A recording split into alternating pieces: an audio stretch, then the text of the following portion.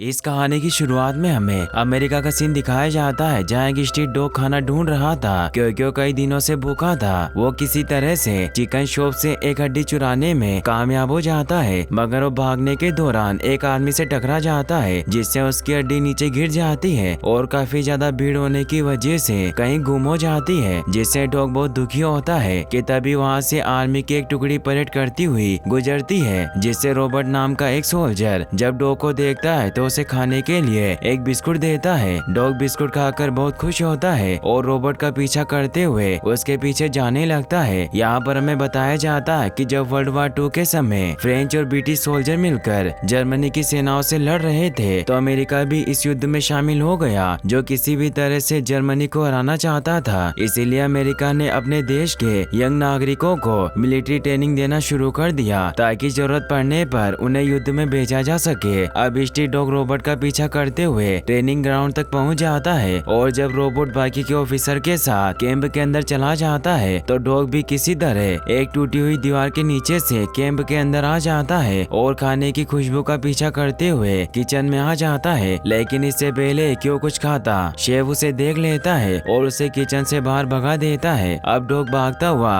Robert से टकरा जाता है और वो रॉबर्ट को देखकर बहुत खुश होता है। रॉबर्ट डॉग को समझाने की कोशिश करता है कि अब उसके पास कोई बिस्कुट नहीं है जो उसे खाने को दे सके, लेकिन डॉग को रॉबर्ट की बातें समझ नहीं आती और अब वो रॉबर्ट के साथ ही रहना चाहता है। ट्रेनिंग के दौरान जब सीनियर ऑफिसर डॉग को देखता है तो उसे डॉग बहुत पसंद आता है और वो रॉबर्ट को ट्रेनिंग खत्म होने के बाद डॉग को कुछ खाने के लिए देने को कहता है। ट्रेनिंग खत्म होने के बाद रॉबर्ट डॉग को अपने साथ कैंटीन में ले आता है और उसे खाने को देता है। रॉबर्ट के फ्रेंड उसे समझाते हैं कि अगर कर्नल ने डॉग को यहाँ देख लिया तो हम पर बहुत गुस्सा होंगे और डॉग को यहाँ से बाहर भगा देंगे। अगले दिन जब रॉबर्ट बाकी के सैनिकों के साथ ट्रेनिंग ले रहा होता है तो डॉग भी रॉबर्ट के साथ साथ ही रहता है और खूब मस्ती करता है। ट्रेनिंग के दौरान जब रॉबर्ट के सीनियर ऑफिसर को पता चलता है कि डॉग बाकी के स्ट्रीट डॉग की तरह गन की आवाज से बिल्कुल भी नहीं डरता और उनके द्वारा कही गई बातों को बहुत जल्द समझ जाता है, तो उनको विश्वास हो जाता है कि यह डॉग बाकी के स्ट्रीट डॉग से अलग है और मिलिट्री के काम आ सकता है। रात में जब रॉबर्ट डॉग के साथ खेल रहा होता है तो उसे स्टबी नाम देता है, साथ ही वो उसे इंसानी बातें समझने की ट्रेनिंग भी देता है। अगले दिन जब कर्नल मिलिट्री कैंप में ऑफिसर से मिलने आता है तो वहाँ पर स्टबी भी मौजूद होता है, जो सभी ऑफिसर्स को कर्नल को सैल्यूट करता देखकर वो भी कर्नल को सैल्यूट करता है। कर्नल को यह बात बहुत पसंद आती है और वो स्टबी को मिलिट्री कैंप में रहने की इजाजत दे देते हैं। कैंप में रहते हुए धीरे धीरे स्टबी सबका फेवरेट बन जाता है और ऑफिसर्स के ऑर्डर भी समझने लगता है। कैंप के सभी ऑफिसर स्टबी से बहुत प्यार करते हैं और अब वो दिन आ जाता है जब कैंप के ऑफिसर्स को लड़ने के लिए युद्ध के मैदान में भेजा जाना था। इनकी टुकड़ी का नाम यान की डिवीजन रखा जाता है। युद्ध के मैदान में जाने से पहले कर्नल सभी ऑफिसर को गुड लक कहते हैं और स्टबी को कैंप में ही रहकर आने वाली टुकड़ी के साथ उनकी ट्रेनिंग में मदद करने के लिए कहते हैं। रॉबर्ट कर्नल की बात सुनकर बहुत दुखी होता है क्योंकि स्टबी को खुद से अलग नहीं करना चाहता, लेकिन अब रॉबर्ट के पास स्टबी को कैंप में छोड़कर जाने के अलावा कोई और रास्ता नहीं होता।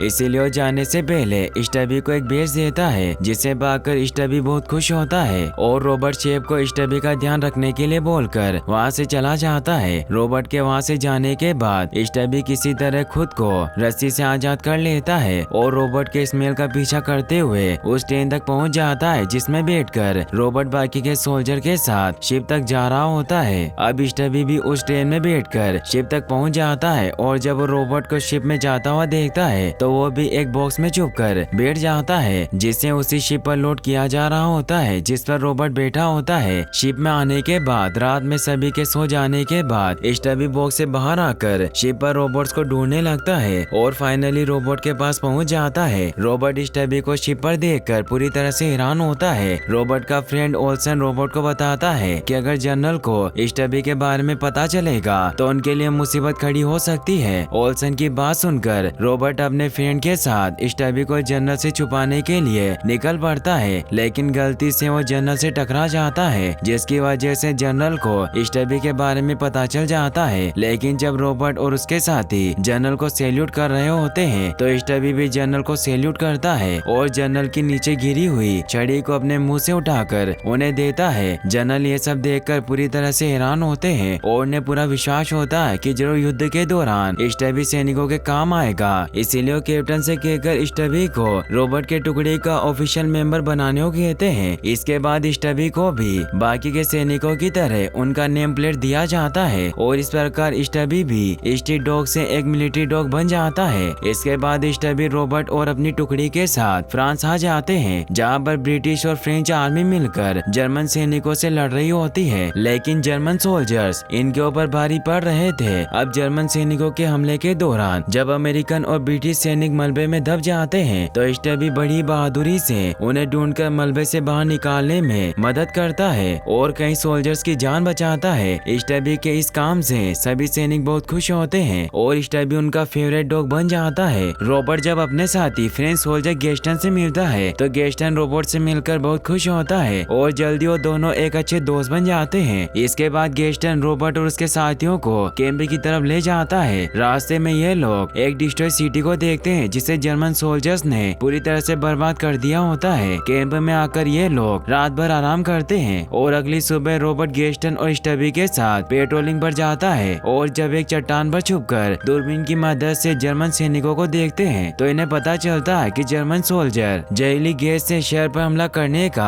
प्लान बना रहे होते हैं। ये देखते हैं रोबोट गेस्टन और स्टबी अपने कैंप की तरफ निकल पड़ते हैं ताकि अपने लोगों को जर्मन सोल्जर के हमले के बारे में बता सके। भागने के दौरान स्टबी देखता है कि एक जर्मन सोल्जर रोबोट को शूट करने वाला होता है, लेकिन इससे पहले कि वो रोबोट को शूट करता स्टबी रोबोट को धक्का देकर नीचे गिरा देता है, जिससे जर्मन सोल्जर का निशाना चूक जाता है और रोबोट की जान बच जाती है। इसके बाद रोबोट गेस्टन के साथ एक पेड़ के तने के पीछे छुप जाता है। यहाँ पर रोबोट को समझ आ जाता है कि यहाँ से निकलना मुश्किल है क्योंकि जर्मन सोल्जर इन पर निशाना लगाकर बैठे होते हैं। इसीलिए रोबोट स्टबी को एक मास्क दिखाकर सभी लोगों को जहरीले गैस के हमले के बारे में बताने को कहता है। स्टबी भी रोबोट का इशारा समझ जाता है और यहाँ से तेजी से भागता हुआ कैंप में आ जाता है और एक मास्क को अपने मुंह में दबाकर बाहर निकलता है। सोल्जर जल्द ही स्टबी के कहने का मतलब समझ जाते हैं और जल्दी से मास्क पहन लेते हैं। अब जर्मन आसमान में जहरीली गैस से भरे रॉकेट को दागना स्टार्ट कर देते हैं, जिससे देखते ही देखते चारों तरफ जहरीली गैस फैलना स्टार्ट हो जाती है। अब वॉर जोन के पास में बसा एक गांव भी जहरीली गैस के चपेट में आने वाला होता है, लेकिन स्टबी जहरीली गैस के गांव तक पहुंचने के पहले ही वहां पर पहुंच जाता है और जोर जोर से चिल्लाना स्टार्ट कर देता है। स्टबी को चिल्लाता देखकर गाँव वाले पूरी तरह से हैरान होते हैं कि तभी वो देखते हैं कि आसमान अचानक से हरा हो गया और तेजी से चारों तरफ जहरीली गैस से फैल रही है। इसीलिए सभी लोग मास्क लगाकर अपने घर के खिड़की दरवाजे बंद करके अंदर चले जाते हैं, लेकिन स्टबी अभी भी बाहर ही होता है कि तभी वहाँ पर रोबोट और गेस्टन घोड़े पर सवार होकर आ जाते हैं और स्टबी को अपने साथ लेकर एक घर के अंदर आ जाते हैं, जहाँ पर ये लोग स्टबी को जहरीली गैस से बचाने के लिए उसके मुंह पर एक कपड़ा रख देते हैं। जहरीली गैस का असर खत्म होने के बाद जब ये लोग बाहर आते हैं तो गाँव वाले स्टबी को देखकर बहुत खुश होते हैं क्योंकि स्टबी की वजह से ही उनकी जान बची होती है और अब वो लोग स्टबी को अपना हीरो मानते हैं। वापस से कैंप में आने के बाद कैप्टन बताते हैं कि जर्मन सेना की गोलीबारी के बाद से एक सोल्जर कहीं खो गया और बहुत मुश्किलों के बाद भी उस सोल्जर का लोकेशन इन्हें नहीं मिल पाता। स्टबी कैप्टन की बात समझ जाता है और अपने तेज सूंघने की पावर की मदद से जर्मन सेना की तोपों और गोलियों से बचता हुआ उस घायल सोल्जर्स को ढूंढ निकालता है। इसके बाद ये लोग स्मोक ग्रेनेड की मदद से उस सोल्जर को रेस्क्यू कर लेते हैं और इस प्रकार स्टबी के बहादुरी की वजह से उस सोल्जर की जान बच जाती है। इसके बाद रोबोट की टुकड़ी को लड़ने के लिए एक दूसरी जगह पर शिफ्ट करने का आदेश दिया जाता है। जाने से पहले स्टबी को गांव की एक लेडी अपने द्वारा बनाई गई जैकेट देती है और गेस्टन स्टबी को एक मास्क देता है ताकि अगर फिर से जहरीली गैसों का हमला हो तो स्टबी के पास बचने के लिए एक प्रॉपर मास्क हो। इसके बाद ये सभी लोगों से अलविदा लेकर वहाँ से निकल जाते हैं। अगले सीन में कर्नल सभी सोल्जर्स को बताते हैं कि अब उन्हें जर्मन सोल्जर से फेस टू फेस फाइट करनी है। यहाँ पर आने के बाद इनके और जर्मन सोल्जर के बीच में एक खतरनाक फाइट होती है जिसमें स्टबी भी योगदान देता है और युद्ध के दौरान कई लोगों की जान भी बचाता है। एक बार तो स्टबी बड़ी चालाकी से कुछ जर्मन सोल्जर्स को अपने पीछे लगाकर उन्हें यूएस आर्मी के कैंप तक ले आता है, जिन्हें अमेरिकन सोल्जर्स बंदी बना लेते हैं। लेकिन फाइट के दौरान जब स्टबी एक सोल्जर को ग्रेनेड से बचाने की कोशिश करता है तो खुद भी घायल हो जाता है। स्टबी को घायल देखकर रोबोट जल्दी से उसे कैंप तक ले आता है जहाँ पर डॉक्टर स्टबी का ट्रीटमेंट करने के लिए हॉस्पिटल रेफर कर देता है। स्टबी से अलग होकर रॉबर्ट बहुत दुखी होता है और युद्ध में उसका मन बिल्कुल भी नहीं लगता।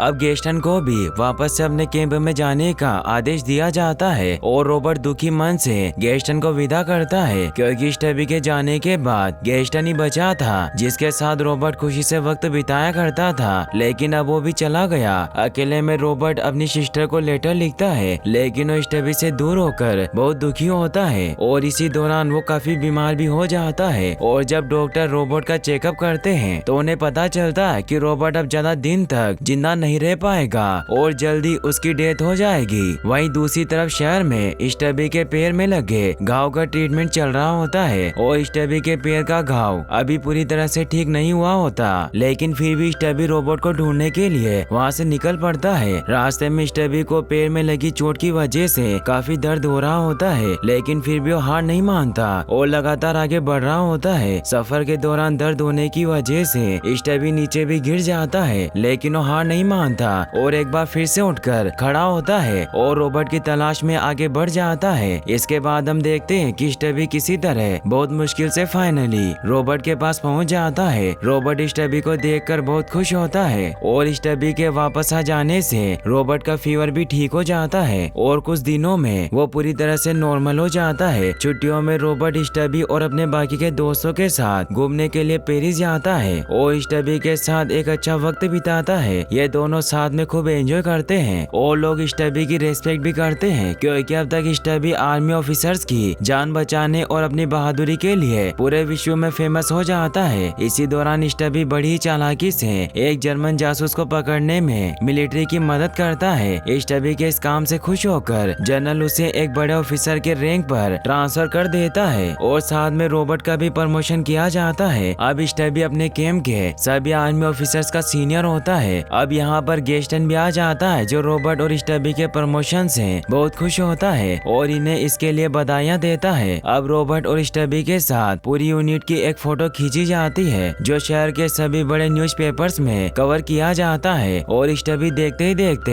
एक नेशनल सेलिब्रिटी बन जाता है। अगले सीन में हम देखते हैं कि अमेरिकन और फ्रेंच आर्मी मिलकर जर्मन सेना का सामना करती है और उन्हें पीछे हटने पर मजबूर कर देती है। अब गेस्टन और रॉबर्ट जब जर्मन सेना के एडवांस बंकर को देखते हैं तो पूरी तरह से शॉक्ड होते हैं, क्योंकि जर्मन सेना के बंकर काफी ज्यादा मजबूत होते हैं। यहाँ पर एक सैनिक इन्हें बताता है कि जल्द ही ये जंग रुकने वाली है, क्योंकि अगली सुबह गवर्नमेंट सीज फायर का ऐलान करने वाली है। कमांडर भी इस बात को प्रूव करते हैं कि अगली सुबह 11 बजे गवर्नमेंट सीज फायर का ऐलान करने वाली है, जिसके बाद ये जंग रुक जाएगी। ये खबर सुनकर रॉबर्ट और बाकी के सभी सोल्जर बहुत खुश होते हैं, क्योंकि फाइनली जंग खत्म होने के बाद ये लोग अपने घर जा पाएंगे। लेकिन अगले दिन जर्मन सोल्जर एक बार फिर से इनके ऊपर हमला करना स्टार्ट कर देते हैं और इनके बीच में एक खतरनाक फाइट होना शुरू हो जाती है। फाइट के दौरान रॉबर्ट जब गेस्टन को अकेले ही आगे बढ़ता देखता है तो वो भी गेस्टन के पीछे जाता है और कुछ आगे बढ़ने पर वो देखता है कि दो जर्मन सोल्जर्स ने गेस्टन को घेर रखा है। गेस्टन को मुसीबत में देखकर रॉबर्ट स्टबी के साथ आगे बढ़ता है कि तभी सीज फायर का ऐलान हो जाता है, जिसके बाद जर्मन सोल्जर सरेंडर कर देते हैं। रॉबर्ट जब घड़ी में देखता है तो उसमें 11 बज चुके होते हैं, यानी कि अब रॉबर्ट स्टबी के साथ अपने घर जा सकता है। स्टबी भी घर जाने के लिए काफी ज्यादा एक्साइटेड होता है, लेकिन रॉबर्ट सबसे पहले स्टबी के साथ अपने घायल साथियों को ढूंढता है, जिसके दौरान रॉबर्ट को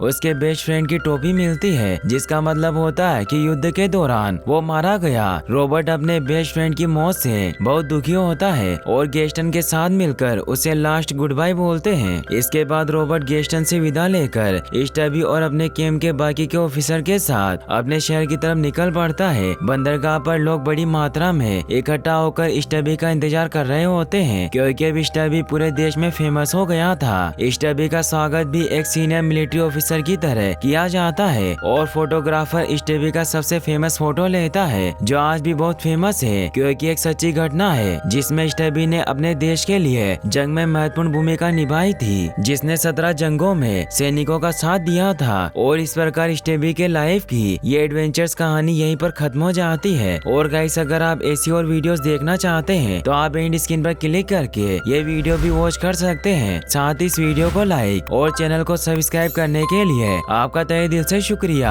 थैंक्स फॉर वॉचिंग।